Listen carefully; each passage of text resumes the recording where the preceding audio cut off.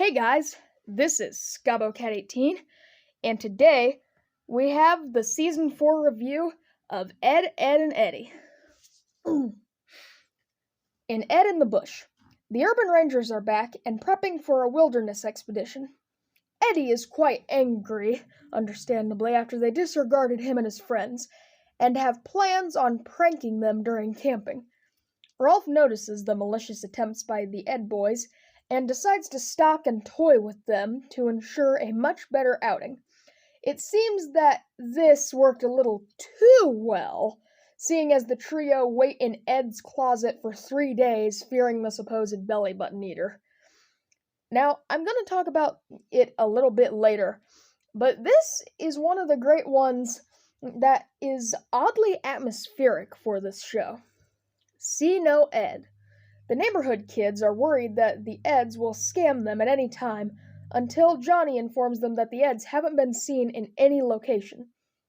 The kids decide to have a party commemorating their absence until Johnny and Jimmy find a monkey mask and gloves, respectively.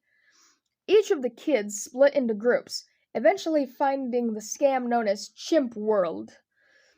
All the kids play freely, unaware of potential hazardous construction, aside from Kevin, who leaves selfishly. It's then revealed that Eddy is trying to find the full costume pieces for Lumpy, meaning that the Ed scam went without acknowledgement.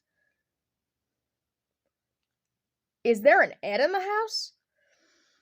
Ed wants to help his bye-bye sister, Sarah, get over a cold, while the other two Ed boys try to complete a scam before the day is out. While it does irritate Eddy, you can understand where Ed is coming from, given that he wants to help his baby sister, despite the fact that she does not reciprocate his kinder feelings. Let's also not forget the hilarious competition between Jimmy and Ed in their ways of helping Sarah. A personal underrated favorite for me, just on concept alone. An Ed is Born. Possibly a top 3 episode. Eddy gets a crate from his brother full of demeaning things for infants, leading Double D to say that if Eddy wants to appear grown up to his brother, he should write a book, a biography of sorts. And Ed decides to go even further with this, claiming he would make an entire movie. The picture starts out with Eddy claiming how successful and rich he is, even giving himself a full faux mustache.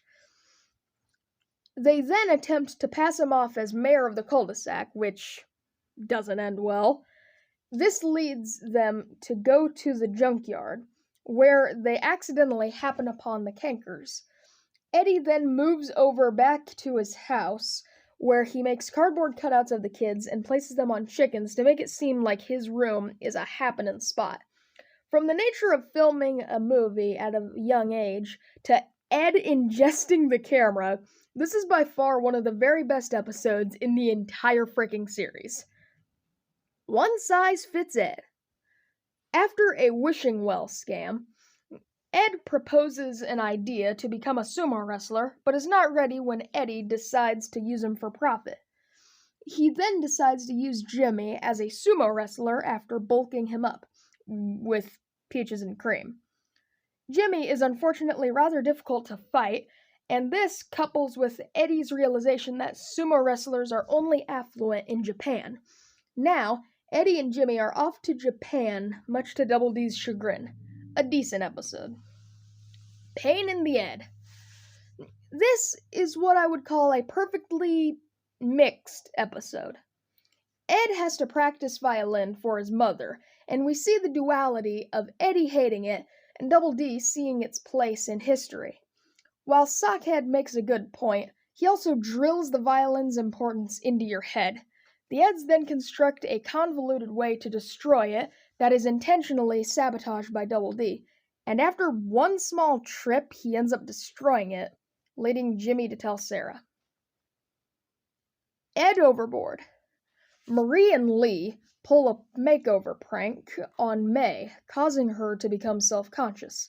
Meanwhile, after Ed is captured by the cankers, Double D calls the help of the Urban Rangers, who find that Ed is rather difficult to rescue. An easy highlight is Ed's masterpiece.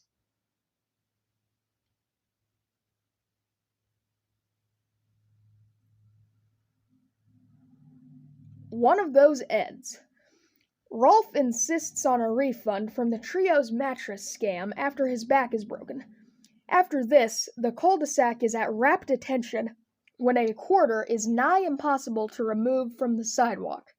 Everyone gives it their all, but it seems like nothing can pick it up, not even Double D's excavation machine. The Eds then sit out the sight, even through the night time, only for Johnny 2x4 to appear and pick it up with ease, claiming that he was simply trying to age his bubblegum. They call him Mr. Ed.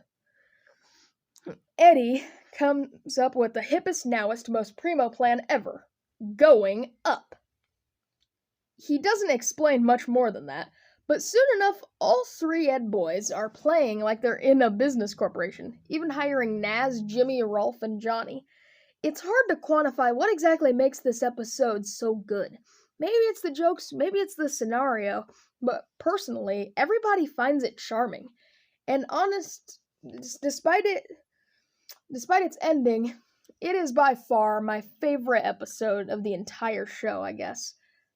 I guess because they just don't give up. For the Ed, by the Ed.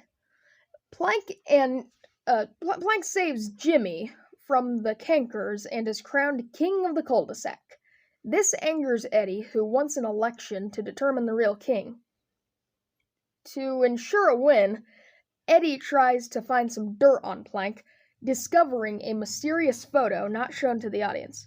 Despite the controversy, it seems that Plank won with 5 votes. A fun bit of trivia, this episode aired almost 1 year before the 2004 election, which in that year, Ed won as Cartoon Network president. Little Ed Blue. The neighborhood kids are at a movie theater venture when a food fight breaks out, and Ed, of all people, breaks it up. After Ed yells at Sarah, Double D and Eddy realize that Lumpy is uncharacteristically angry. They then feel a need to get to the root of his problems and make him feel better. The attempts include a puppet show that reveals Barano Beef Dip's flamethrower, a birthday cake that's shoved in Double D's stomach, dressing as a chicken, and reading his comic books. These attempts, though comedic, only enrages Ed further, causing an all-out rampage on the playground and nearly the destruction of Plank. Due to some quick thinking, Johnny reveals Ed's anger was only a result of a stray pebble in his footwear. Episodes like this are the reason people love this show for its zany and over-the-top humor. Also, chick magazines. A Twist of Ed. Each of the trio are surprised in the comfort of their own homes by the cankers. Eddy forces Double D to come up with a strategy immediately because he remains stumped. This is until Rolf comes into the lane, breaking rocks with other geodes, leading Double D to realize reverse psychology. Ed starts out and successfully confuses May with the new tactics. The other two seem to be ready to strike again with all 3 of the sisters. A hilarious back and forth occurs, eviscerating all sorts of boundaries, until Eddy is left 1-on-3 with the cankers. It seems that, thanks to Eddy's lack of commitment to his bit, the girls have successfully outsmarted them and rewrote the status quo. A personal favorite in terms of role reversal. You're Ed here.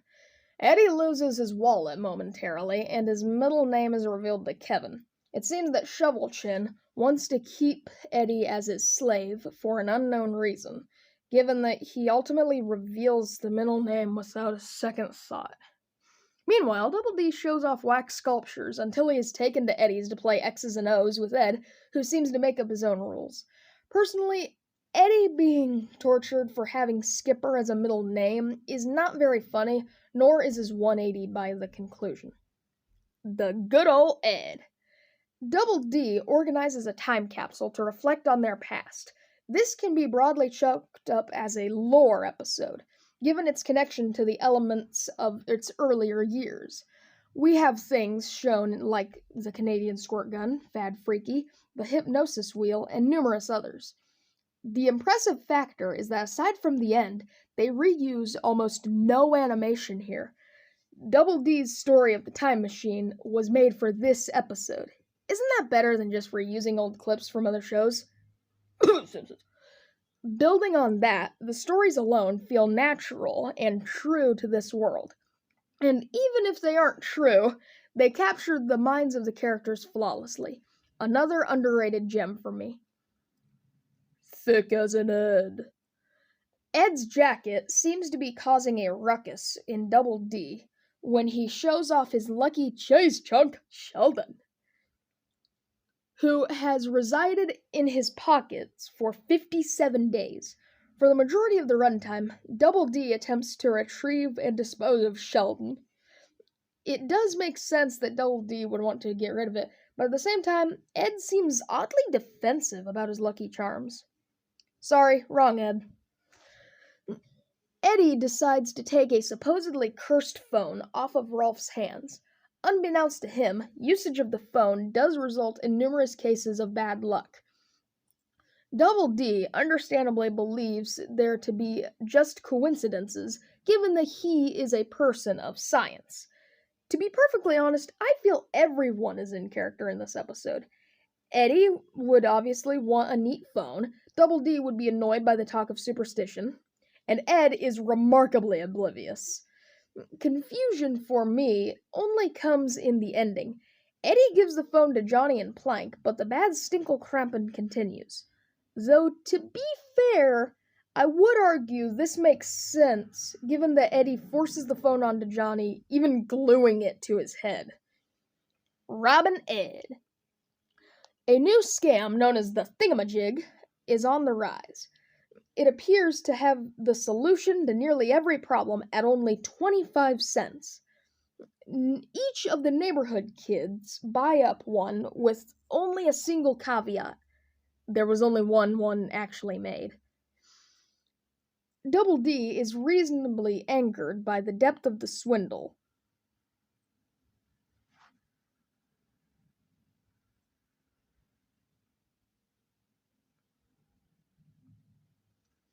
Until a shadowy figure appears, attacks Eddy, and returns all the money. This duo simply go by the aliases Captain Melonhead and Splinter the Wonderwood. Eddy decides to retaliate with a decoy scam and an alter ego of his own, Professor Scam. All three engage in a fictional tussle, nearly leading in the defeat of Captain Melonhead until the noble Average Joe single-handedly rescues him, winning the day once and for all. I salute you, Average Joe. A case of Ed. While Ed and Eddy are tormenting Kevin for being grounded, Double D picks up an abundance of books from a library sale and believes himself to have lackadaisy-Cathro disease. Ed then poses as a doctor who gives Double D a full diagnosis, unfortunately leading him to believe that he may not have long time for this world. With this, he starts to give away his worldly possessions to the confusion of the cul-de-sac kids until Naz tells him that someone must be playing a prank on him. A lot of people are not fans of this one, but I personally think the ending makes up for what happens, given that Kevin beats up Eddy and Ed after they convince Double D wrongfully that he had an illness. Not in the top 10, per se, but still one that gets too much hate. Okay, I'd like to interrupt the video for a second. What I often use the microphone to make these scripts, and when I say Naz, it has N-A-S. When I say Eddy, it has E-D-D-I-E. And when I say Rolf, it literally has Ralph. It's so annoying. Anyway, back to the video. Run for your Ed. As Mr. Enter says, this one effectively establishes the Kanker sisters as a force to be reckoned with, and one that hardly anyone can. The full story is that Ed accidentally steals the Kanker sisters' ship in a bottle while sleepwalking into eating.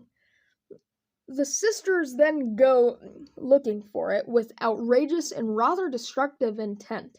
Surprisingly, the trio actually managed to go about their day and attempt to get the ship in a bottle off of Ed's finger, just barely interacting with the Kenker sisters. Until, of course, stupid Sarah reveals their location, and the Eds are caught rather uneventfully, surprisingly.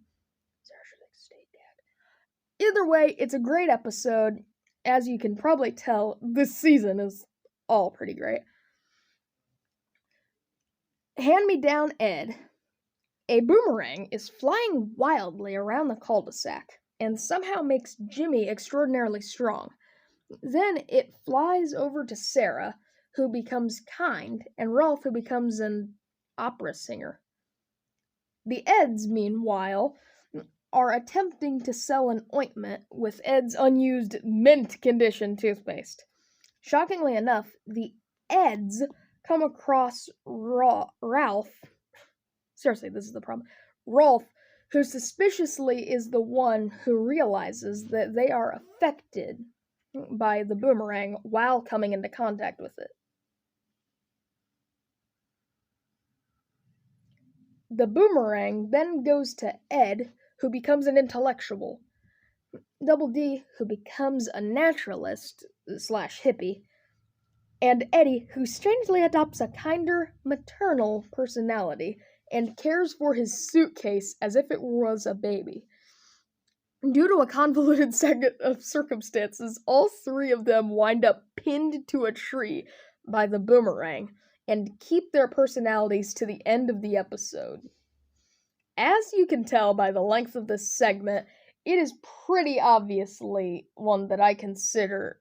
It's very obvious that I consider this episode not only hilarious, but obviously one of the best of the entire series, including the 5th season. Stiff Upper Ed. Another one that is quite a bit of undeserved hate around it. Sarah and Jimmy play as if they are in a fancy country club and let in almost everyone in the cul-de-sac aside from the main trio. Eddy attempts to get in using a gigantic yacht. Quite hilarious, if a teensy bit desperate. While I'm not a fan of this episode, it doesn't necessarily deserve being attacked. It's ultimately just an unforgettable episode. Here's Mud in Your Ed. Similar to Brother Can You Spare an Ed, this is a rather cathartic story. Johnny and Sarah get into a fight over a sand shovel, and Jimmy is left distraught to the overly violent reaction. The trio seems to have an opportunity to get some money by making a supposed theme park in the lane called Smileyville. Unfortunately, it seems that Double D was not paying attention during the process, and there is no actual theme park done. So Rolf comes to Jimmy celebrating a guardian pigeon holiday and decides to help him get back at the Eds. Eddy falls for a money tree, and assuming he gives Rolf all his worldly possessions, he is given a seed. Double D, while solitary, discovers the grift and warns Eddy, who falls for a different scam, hook, line, and sinker. Even I am not that dumb, Double D. An Irish in would be appropriate, don't you think? Stuck in Ed. In probably the most relatable episode, Eddy gets writer's block and finds himself unable to process a scam successful or unsuccessfully. So, Double D enlists the help of the cul-de-sac by helping him pitch and eventually sell a scam. The only participant, despite Johnny, is Jimmy, who mysteriously asks for extension cords, 10 refrigerators, and 100 fence boards. In reality, Jimmy has been attempting to make gigantic fruit icicle popsicles, and his attempt is immediately pushed away by Eddy. Due to his jingoism, no-neck Ed boy is left with an awful scam. If you ask me, this is another cathartic one. Postcards from the Ed. Plank's parents are in town, and after they wear out Johnny, he asks the Ed boys to watch them and show them around town. Eddy eventually decides to become a tour guide and inflates the price of almost everything he shows Plank's parents. Until, in a rather brutal scene somewhat, his parents are knocked out, and we then cut to the three stuck in a tree, scared that they will be hurt by 7 wooden toughs. Take this, Ed, and shove it.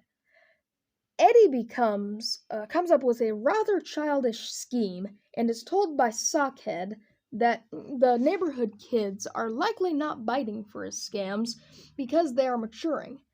He tries to show many examples, but ultimately falls short.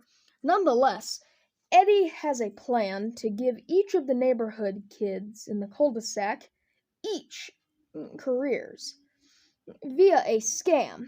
It all goes seemingly well, even if Johnny has a job as a gopher, Sarah a traffic light, and Rolf a potato monger. Scratch that.